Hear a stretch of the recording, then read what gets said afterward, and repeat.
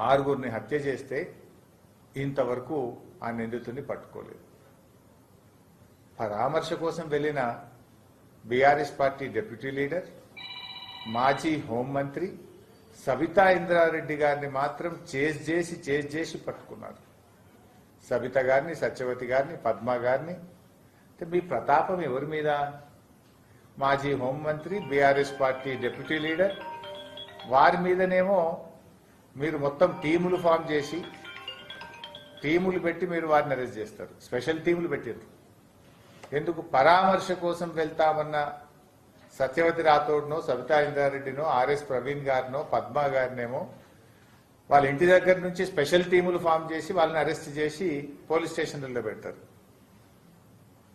అత్యాచారం చేసి ఆరుగురిని మర్డర్ చేసిన దొంగకేమో మీరు సహకారం అందిస్తారు.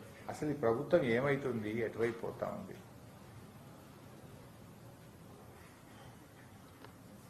ఆయన మాజీ డీజీపీ, ప్రస్తుతం హోంశాఖకు ప్రభుత్వ సలహాదారుడిగా ఉన్న శివధర్ రెడ్డి గారేమో ఏ బుక్ లేదు, మాకు కాకి బుక్కే ఉంది అంటాడు. మరి ఏమైంది మీ కాకి బుక్?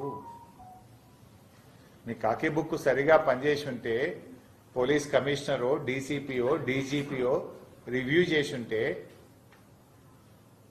ఎందుకు ఈ నిందితుడిని అరెస్ట్ చేయలేరు? మే 16వ తారీఖు నాడు అమ్మాయి రేపైంది, ఇప్పటిదాకా ఎందుకు అరెస్ట్ చేయలేదని రోజు రివ్యూ చేసే పోలీస్ కమిషనరో, డీజీపీఓ ఎందుకు అడగలేదు, ఎందుకు రివ్యూ చేయలేదు అని నేను అడుగుతా ఉన్నా. అంటే రాష్ట్రంలో మీరు ఇంకోటి కూడా అడగాలి.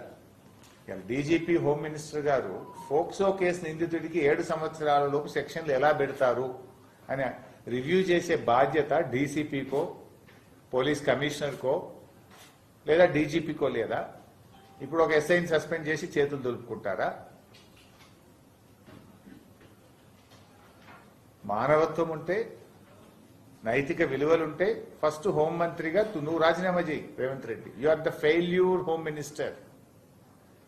ఇవాళ ఎంతసేపు ప్రతిపక్షాల మీద అక్రమ కేసులు పెట్టడానికి, ప్రతిపక్షాలను వేధించడానికి, ప్రతిపక్షాలను విచారణ చేయడానికి, ల్యాండ్ సెటిల్మెంట్లకు పోలీస్ స్టేషన్లను మీరు అడ్డాగా చేసుకున్నారు. పోలీసులను తమ విధులు తాము నిర్వర్తించకుండా పోలీసులను మీరు ల్యాండ్ సెటిల్మెంట్లకు అడ్డాగా మార్చినారు. పోలీస్ వ్యవస్థను మీరు ఇలా రాజకీయ వ్యవస్థగా మార్చడం వల్ల ఈ ఇబ్బంది వస్తూ ఉంది. ఇప్పుడు ప్రస్తుత డీజీపీ సివి ఆనంద్ ఏమో మావోయిస్టులే మంచోళ్ళు అంటాడు. పాత డీజీపీ ఏమో ఏ బుక్ లేదు, కాకి బుక్ ఉంది అంటాడు. మరి ఏమైతుంది? అసలు ఎటుపోతుంది రాష్ట్రం? అన్యం పుణ్యం ఎరగని 3 చిన్నారులను అత్యంత కిరాతకంగా హత్య చేస్తే ఈ ప్రభుత్వానికి చీమగుట్టినట్టు కూడా లేదు. ఈ రాష్ట్రంలో ఆడపిల్లలు ఉన్న ప్రతి తల్లిదండ్రుల హృదయం ద్రవించిపోతా ఉంది. ఏంది అసలు మా పిల్లల పరిస్థితి ఏందని ఇవాళ ప్రతి తల్లి తండ్రి ఆందోళన చెందుతున్నారు.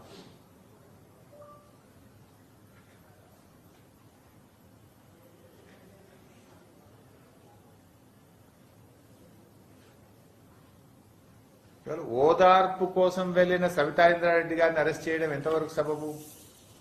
అంటే ఓదార్పు కోసం వెళ్లిన వాళ్ళనేమో నేరస్తులుగా చూస్తున్నారు, అత్యాచారం చేసి 6 చంపిన వాళ్ళనేమో మీకు నేరస్తులుగా కనబడతలేరు, వాళ్ళకి స్పెషల్ టీములు ఫామ్ చేయరు, వాళ్ళని మీరు అరెస్టు చేయరు. రాష్ట్రం పరువు పోతుంది. ఇప్పుడు భారతదేశం ముందు ఇటువంటి సంఘటనల వల్ల తెలంగాణ రాష్ట్రం యొక్క ఇమేజ్ దెబ్బతింటా ఉంది. Because you are the home minister and you are the chief minister. It is your failure. నేరస్తులను కట్టడి చేయడంలో ఈ ప్రభుత్వం వైఫల్యం చెందింది.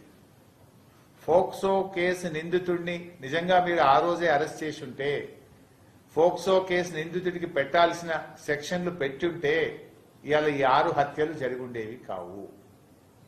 ఈ 6 హత్యలు జరగడానికి కారణమే పోలీస్ వ్యవస్థ వైఫల్యం, రేవంత్ రెడ్డి వైఫల్యం. ఎందుకు ఈ మాట చెప్తున్నాం? ఎప్పుడైతే అత్యాచారం చేసిండో అతన్ని నెల రోజుల పాటు మీరు అరెస్ట్ చేయలేకపోయిండ్రు. మీరు మా బీఆర్ఎస్ నాయకులను మాత్రం చేజ్ చేసి, టార్గెట్ చేసి, మా కార్యకర్తలను సోషల్ మీడియాలో ట్వీట్ చేస్తేనో, మా బాల్కా సుమన్ అన్యాయాన్ని మున్సిపల్ ఎన్నికల్లో ప్రశ్నిస్తేనో, మా నల్ల బాలునో వీళ్ళని మాత్రం నిమిషాల్లో అరెస్ట్